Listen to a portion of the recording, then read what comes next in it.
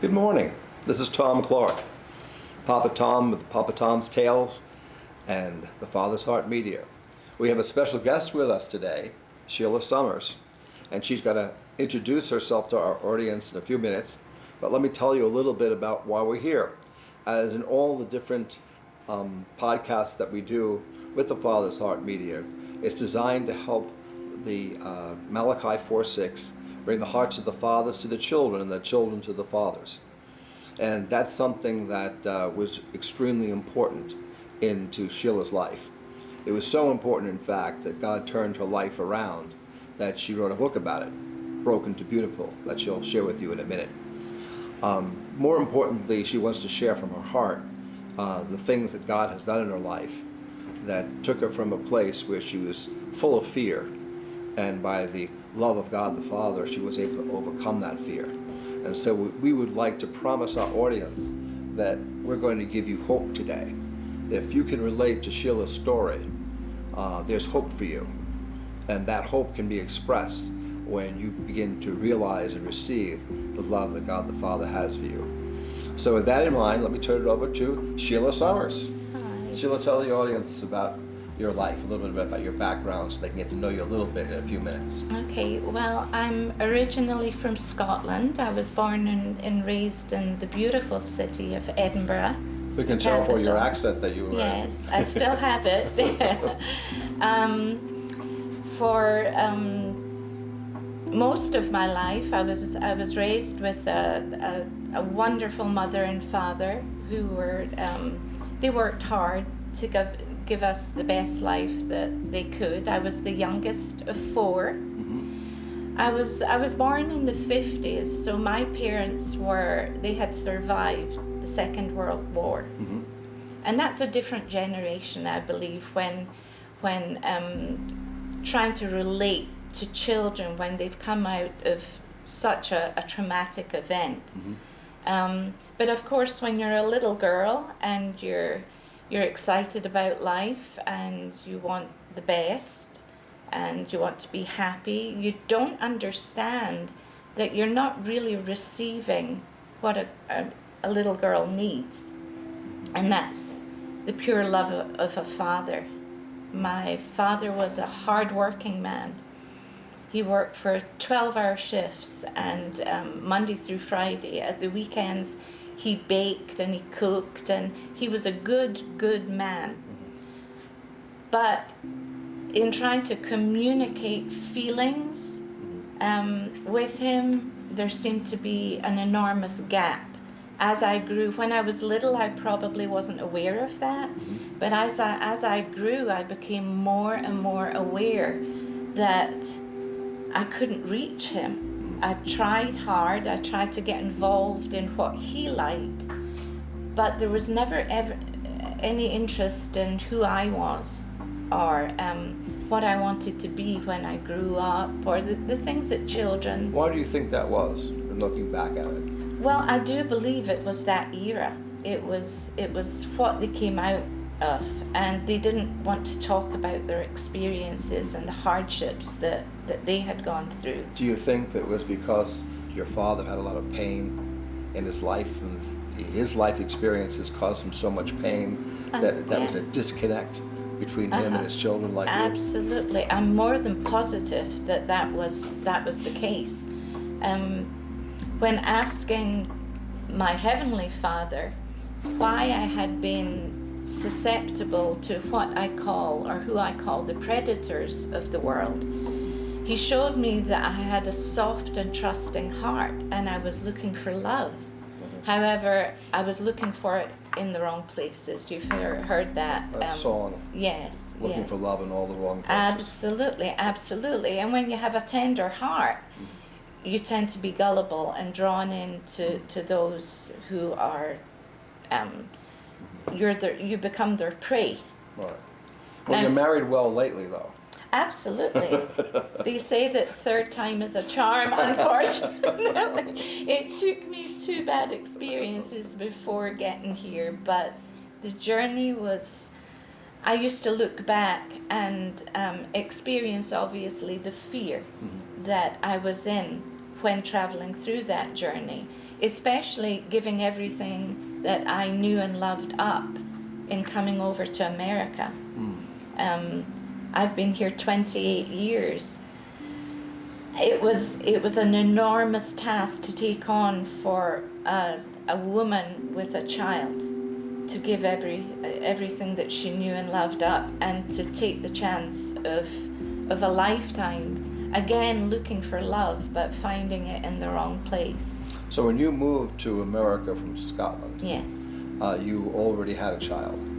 I had 2 children. I had a son who was a teenager by then, and he didn't want to come with me, which broke my heart. Sure.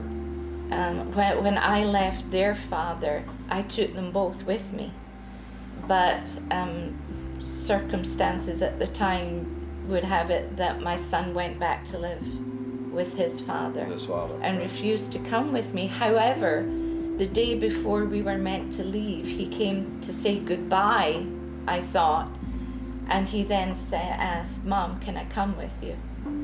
But he left it too late. That was sad. It felt like I was having my heart ripped out, you know. However, I was marrying a military man, and what I experienced, I used to work. This is your first husband? This is my second husband. I had divorced my Scottish husband. And then you moved to America. And then I moved to after America. The first. Okay. Yes. So bring the story up to date now that you're in America. You were divorced from your first husband. You have 1 child with you. With and 1 child left back. Yes. In Scotland. Yes. Okay. Where did you come into America? What town? What city? Norfolk. Norfolk. Yes. It's a Navy town. It's a Navy town. I was married to a Navy, a sailor, and the second husband you became. the second husband, yes. And my experience with families, because I used to work on a joint Royal Air Force American naval base back in Scotland, and my experience was that the families, the Scottish women who married American men, were able to get back and forth a lot. And that was one of the main reasons I trusted that I would be able to make a life for my new family over in America, and my son would be able to come across and experience America and Scotland. However, another bad decision took that choice away from me, because my second husband became increasingly abusive, to the point where my daughter, and then eventually I had another daughter, had to run to a battered women's shelter 4 times before we finally... So he was not only abusive to you, he was abusive to the daughters. Yes. Horrible father. Especially the youngest one. Yeah. Was he sexually abusive to them? Physically, no, just physically, although just isn't even in the equation. It was extreme, to the point where he was finally jailed, and he was sentenced to 5 years but only served 5 months. Good behavior. When he came out of jail, he contacted me and promised me that he had given his life to the Lord, so I trusted yet again. Just a question. Was he a drinker?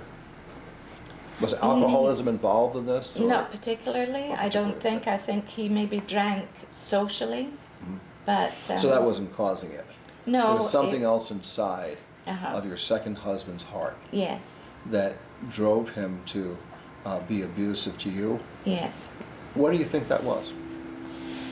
Well, at one point, the court mandated that we go through counselling. And the first couple of times I didn't realize I had to go also. I thought it was just him.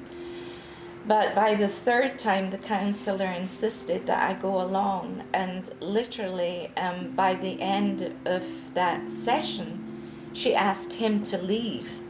And she spoke to me and said, "You have to get away from him because he has strong sociopathic tendencies." Oh boy. So it wasn't just a deep wound in him. There was definitely something psychologically going on with him too. But he was such a smooth, charismatic character. And sometimes. Sometimes, well, it's what drew me to him. He Right. played on my faith. He invited me to a church. Was he a Christian? Well, he made it. he made it he acted appear. like he was a Yes. And before I actually left Scotland, I had gone to the pastor and asked his advice.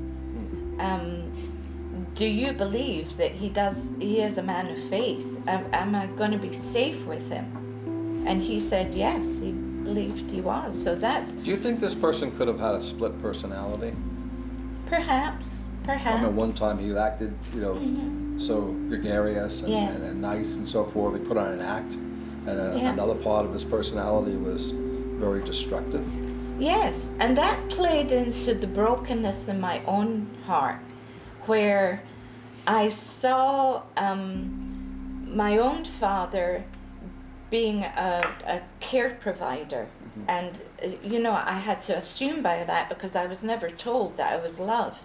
I had to assume that he loved us because he looked after us, he fed us, he, clothed us. But then this expanse that I felt that I couldn't reach him. There was no emotional connection. No. It made me feel as though I had to try all the time. I had to try and be a good girl. I had to try and be the best wife, the best mother, the best new wife that I could be. So when I mentioned the predators of the world, these people seem to have a knack of finding their prey, and without trying to sound too dramatic, but that's basically what it felt like when you become trapped in this no-win situation that you're now fearing for your life. It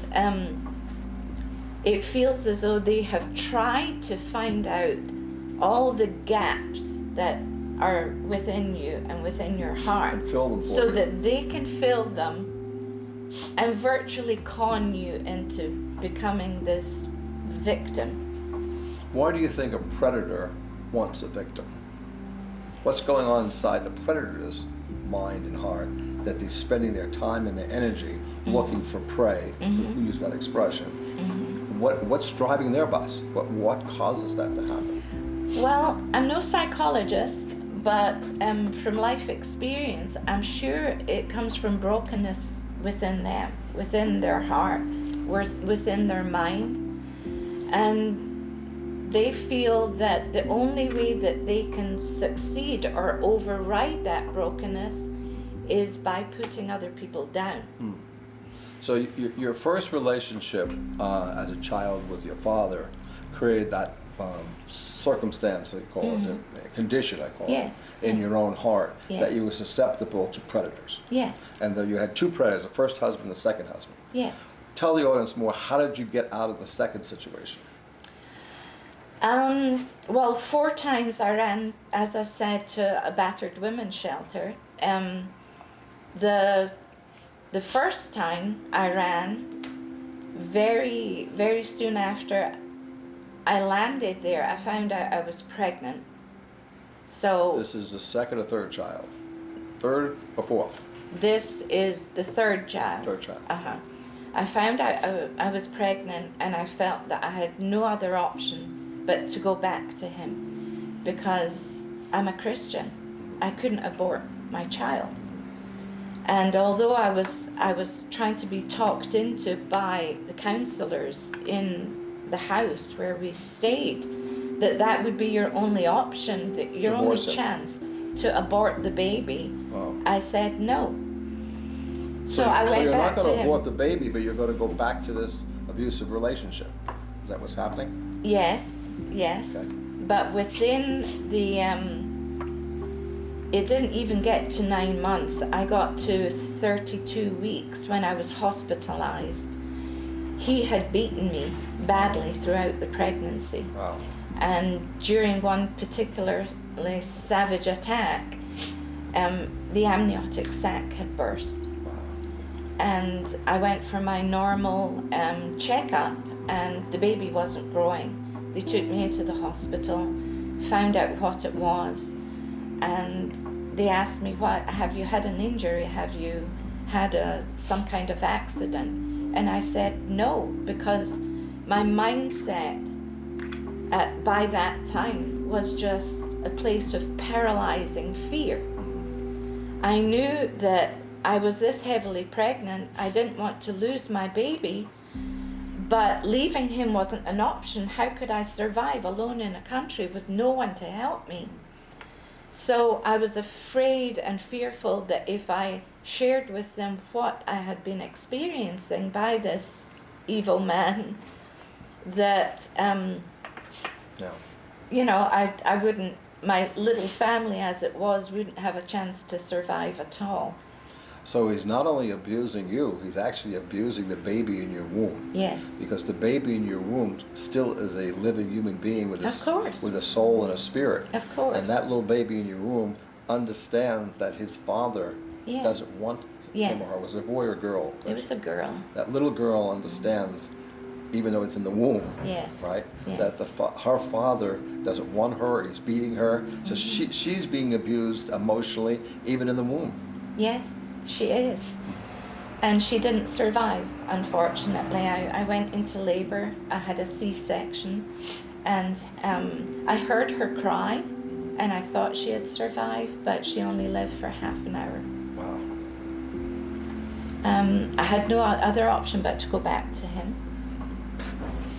She's in the hands of God the Father now. She is, yes, yes. And we will... Do you have a name for her by any chance? Yes, Joy. Joy? Joy. Oh. It was spelled the French way, joie, joie le nez. Oh, Yes, that's beautiful. thank you. Well, you'll see her again someday. So. Absolutely, absolutely, yes. So then what happened after that? Well, as I said, I had no other option. I had a little part-time job on a naval base, and that was my only income. Are you still married at this time? Still married. It took me a number of years after that experience to get away from him. 3 months after we buried our baby, he attacked me again and broke a bone in my hand. I had been trying to devise a plan to get away from him, but having suffered that thwarted the plan. But basically, as soon as I got the cast off my arm, my daughter and I ran again. However, the night before, predators instinctively feel you getting stronger as well. So he was anticipating you were going to run away. I'm more than sure. As soon as he knew that I was whole and I was healthy, I'm more than sure that he knew that I wasn't going to stay. Absolutely. The night before that I planned to leave, he attacked me again, and this time it was sexually. I heard the Holy Spirit tell me I was pregnant at that moment. But it didn't stop me from running. And when my daughter and I got to the battered women's shelter, I told the women that I think I'm pregnant. I had to wait a number of weeks before finding out whether that was true, and they got me to the clinic and once again tried to convince me to abort the baby. Why do you think it is in our culture that when something goes wrong in a relationship and a woman gets pregnant, where they push the agenda to get abortions?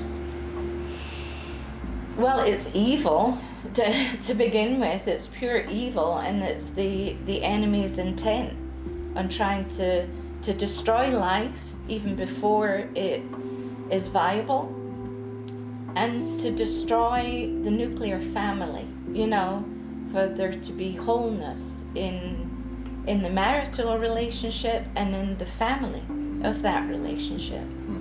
That's true. Okay, so you were eventually able to get away from the second husband. Yes. And you were working? I was working.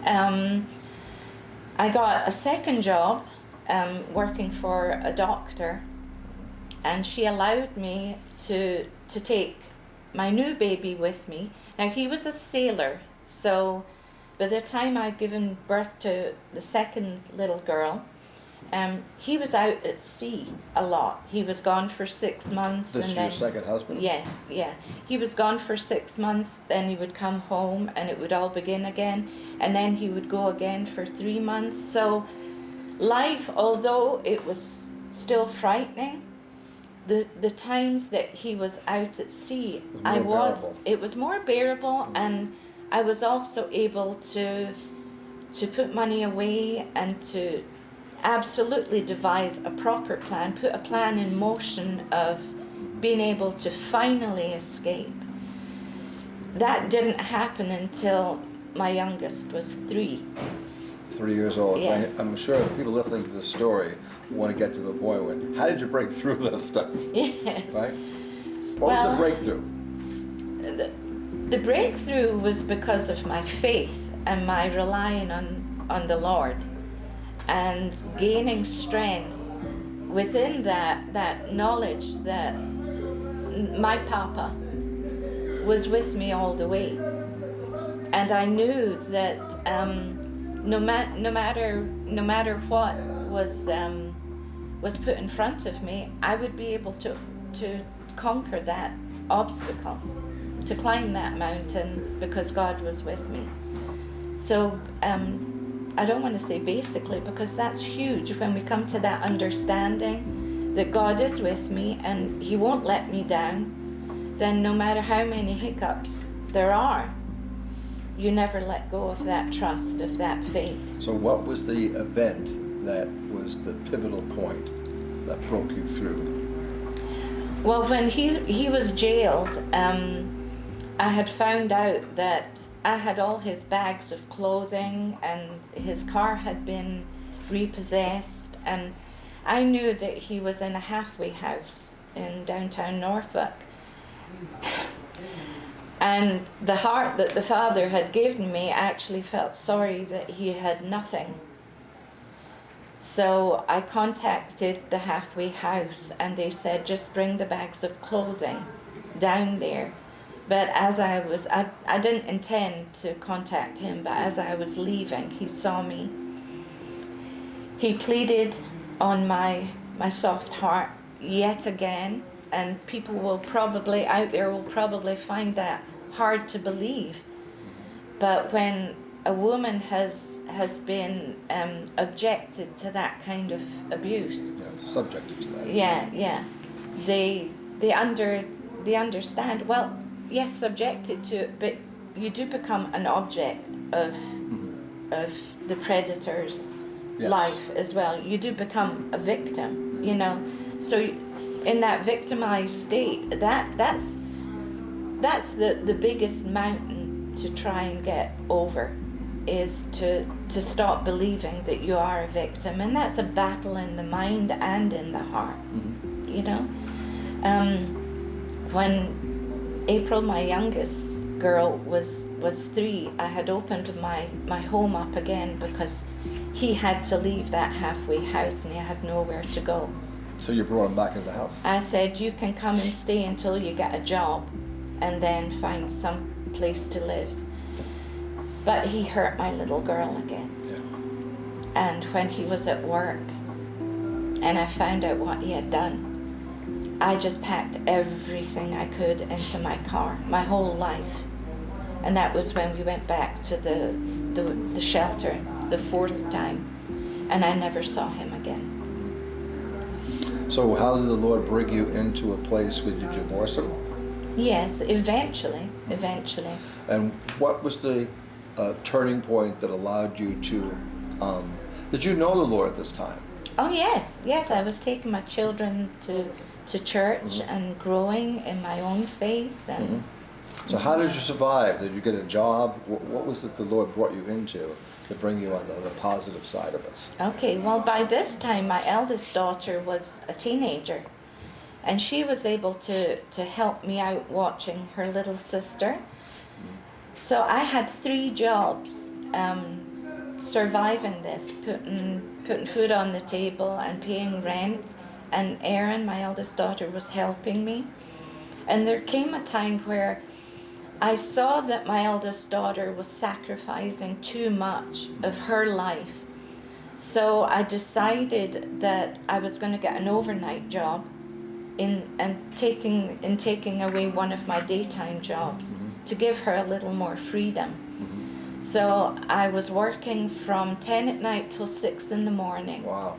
I would come home, get the children ready and off to school and playgroup, and then I would go to my second job without any sleep. Finish my second job, come home by about 9 or 10 in the morning and try and get 2 or 3 hours sleep. And that lasted for an hour until one morning, driving my youngest daughter and my charge, I was a nanny for a doctor, to her school, I fell asleep at the wheel, and I could have killed all of us. And I felt the Lord saying, you have to hand in your notice. You have to stop this job. So I did. And the morning after I felt the Lord was saying that, I gave in my 2 weeks notice. Instead of trying to get sleep, I got a paper, and inside of that paper there was a full page advertisement for a local store that had just opened. I think it was about a year old. To cut a long story short, I became a makeup artist for a large company. And I was there for 4 years working as a makeup artist. And even then my confidence had been broken down so far, I didn't think I could do the job, but by the end of 4 years I had built up a clientele. I left out one very important part of the story. Just before I came over to America, I was going through the divorce to my first husband. I was going through the death of my mother, and my family were very unkind to me during her funeral, so I felt I had no one left. And I was brokenhearted. I got up one morning and I felt compelled to put the television on, which I never did. And there was a couple of American people, a woman and a man, talking about Jesus like I'd never heard anybody talk before. And that morning I gave my life to the Lord. But this was in Scotland? In Scotland. But it was an American TV show? It was an American TV show. And I tried days after to find that show and I couldn't. I didn't know what it was. Fast forward all of these years, having escaped my abuser, working for 4 years as a makeup artist, this woman out the blue came up to me one day and said, "Do you know that they're looking for makeup artists at CBN?" And I said, what's CBN? The Christian Broadcasting Network. The penny dropped. It dawned on me that they were looking for makeup artists at the very television ministry that I had given my life to the Lord all those years ago. And my first it came around full circle. Full circle. And my first instinct, yet again, was to say, I can't do that. But I did. The Lord would never, with every step, He wouldn't allow me to give up. And when I called to ask, the woman said, who became my boss, she said, "We have just been praying for a new makeup artist because we were going to be short." And you got a job in CBN? At CBN, yeah. And I landed up putting makeup on the faces of the two hosts that led me to the Lord. Pat Robertson? Pat Robertson and Terry Mewson. Wow. Yeah. That's a great story. Is It's that covered in amazing. your book? It is. Okay. Yeah. Let the audience realize that Sheila Summers has a book, Broken to Beautiful, and it includes her story that she just described to you today, and even more flavor and more substance than she was able to share with you today. And she's also going to be doing a TV show, a series of TV shows called Fearless, a girl's lifelong journey from broken to brave. Sheila, you know, one thing that strikes me about this, going back to your dad originally, and how there was no emotional connection with your father. We at the Father's Heart Media want to promote fathers sitting down with children Of course. and reading children's books that Yeah. are substantive to them. Yes. Because we understand the power of words. Absolutely. Share with our audience, what were the words that your father spoke to you that really damaged your little girl's heart?